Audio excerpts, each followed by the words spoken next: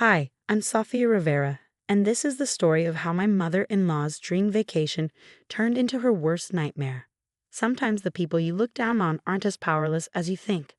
I met Ethan Carter at a cafe where I worked as a barista while pursuing my master's degree in business. Ethan was unlike the other wealthy patrons, kind, genuine, and never making me feel lesser for serving coffee. Falling in love with him felt like a fairy tale. But I wasn't prepared for his mother, Margaret Carter, who seemed determined to turn my dream into a nightmare.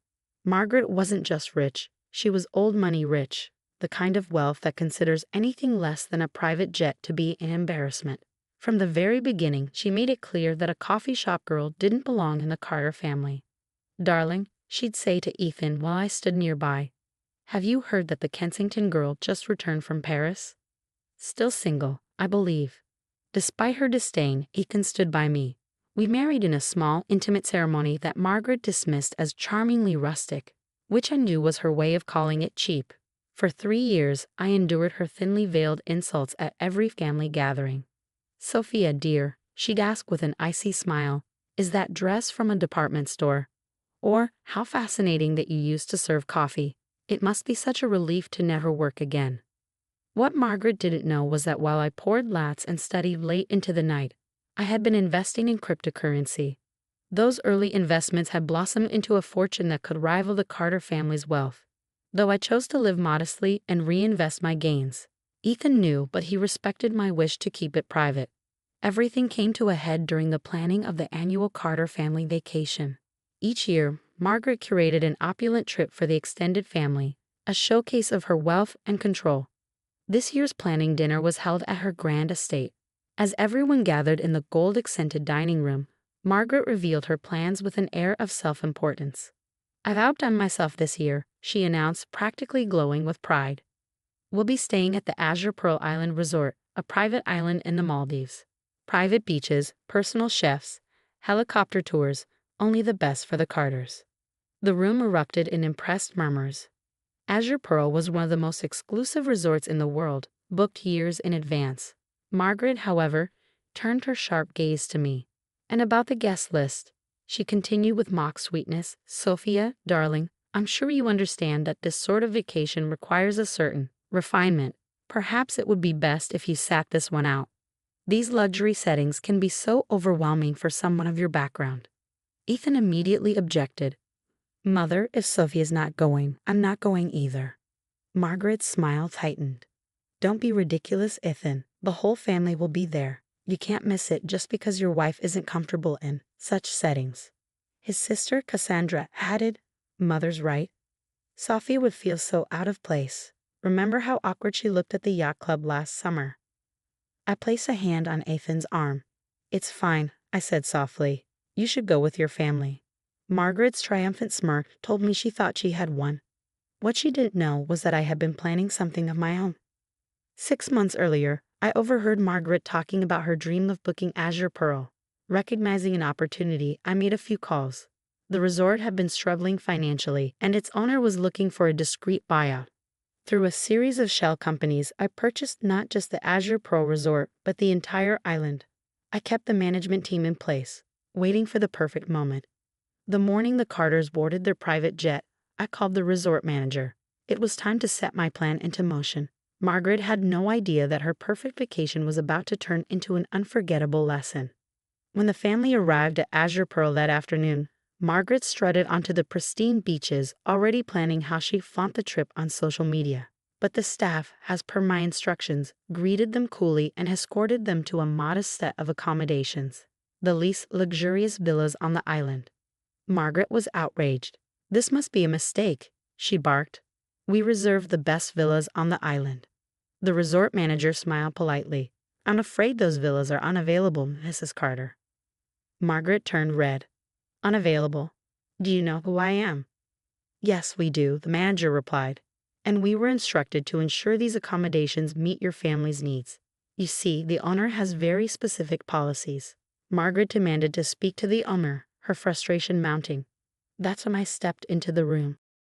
"Welcome to Azure Pearl Island." The resort manager, Nathan, greeted them with a knowing smile. "We've been expecting you." Margaret Carter beamed, soaking in the pristine beauty of the resort. Everything looks perfect. I assume the presidential villa is ready for me? Nathan glanced at his tablet, his expression perfectly neutral. About that, he replied, there's been a slight change in arrangements. The owner is currently using the presidential villa. Margaret's carefully maintained composure faltered. That's impossible. I booked the entire island. No other guests were supposed to be here. The owner isn't a guest, Mrs. Carter, Nathan explained calmly. They own the property and have final say over all accommodations. Margaret's face hardened. And who is this owner? I demand to speak with them. Nathan's polite smile never wavered. Of course. If you'll follow me to the main pavilion, the owner has left specific instructions for your arrival. The Carters were led to an elegant open-air pavilion overlooking the turquoise ocean. As they settled into the luxurious seating, a large screen flickered to life. On it, a video began to play. My face appeared, and through the resort's security feeds, I watched Margaret's jaw drop. Hello, Carter family, my recorded self said warmly. Welcome to my island. Yes, you heard that correctly. I own Azure Pearl Island Resort, along with several other luxury properties worldwide. A stunned silence fell over the group, broken only by gasps of disbelief.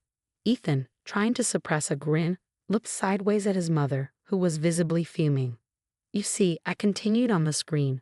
While you were busy judging me for making coffee and assuming I couldn't afford luxury experiences, I was quietly building an empire. That coffee girl you dismissed.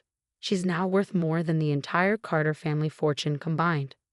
Margaret collapsed into a chair, her designer handbag sliding to the ground. Cassandra looked pale, her mouth opening and closing like a fish gasping for air. Now about your accommodations, the video went on, my tone sweet but firm. Margaret, you'll be staying in our economy villa. It's quite basic by your standards, but as you once said, some people need to learn their place. The rest of the family will be housed in standard rooms. Consider this a lesson in humility. This is outrageous, Margaret shrieked, rising to her feet. I pay for the presidential villa. Nathan, standing nearby, replied smoothly. Your deposit has been refunded. The owner's decision is final. The video continued. Oh, and Margaret, remember when you said that luxury resorts can be overwhelming for someone of my background? Let's test that theory. I've arranged for you to work as a server at the beach bar during your stay. Think of it as a chance to walk in someone else's shoes. Margaret's face turned crimson with rage. I will not. Do you have any idea who I am? Yes, Nathan replied, unflustered. You're the mother-in-law of our owner, who has left strict instructions. If you choose not to comply, you're welcome to leave, though the next flight out isn't for 3 days. Chaos ensued. Margaret threatened lawsuits, demanded her phone, which mysteriously had no signal, and even tried to charter a private helicopter. All of it, of course, had been preemptively blocked by my orders. For the next 2 weeks, Margaret Carter served cocktails at the beach bar, her designer clothes replaced by the resort's simple staff uniform. The name tag on her chest read Margaret, trainee, gleaming under the tropical sun. Each time she delivered a drink, she endured the amused smirks of her family and the respectful nods of the resort staff she once would have ignored. On their final day, I arrived at the resort. Margaret was wiping down the bar, her once pristine appearance disheveled, her makeup melting in the heat. I took a seat on a stool, watching her for a moment before speaking. Having fun? I asked, a hint of amusement in my voice. She turned to me, her anger replaced by exhaustion. Why did you do this? She asked softly. Because I replied, you needed to learn that worth isn't determined by background or bank accounts. Every person who served you a drink, cleaned your room, or cooked your meals is a human being, deserving of respect. Margaret's eyes filled with tears. I never thought about it that way. I know, I said gently. That was the problem. From that day forward, Margaret Carter was a changed woman. The experience of walking in someone else's shoes, literally, transformed her perspective. She founded a charity that provided scholarships for service industry workers, and she began treating everyone she met with kindness and respect. These days, family dinners at the Carter home are different. Margaret makes a point to learn the names and stories of every server. Last Christmas, she'd insisted on serving the meal herself, saying it helped her stay grounded.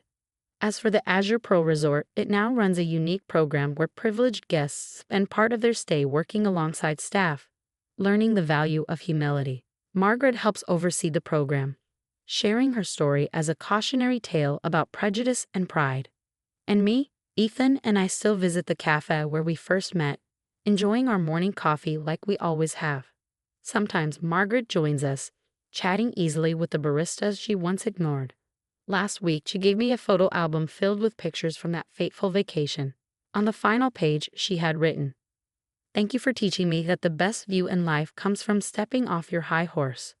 It's a reminder that true luxury isn't about thread counts or private jets. It's about seeing the worth in every person you meet. And Margaret, she still works one shift a month at the beach bar. She says it keeps her humble.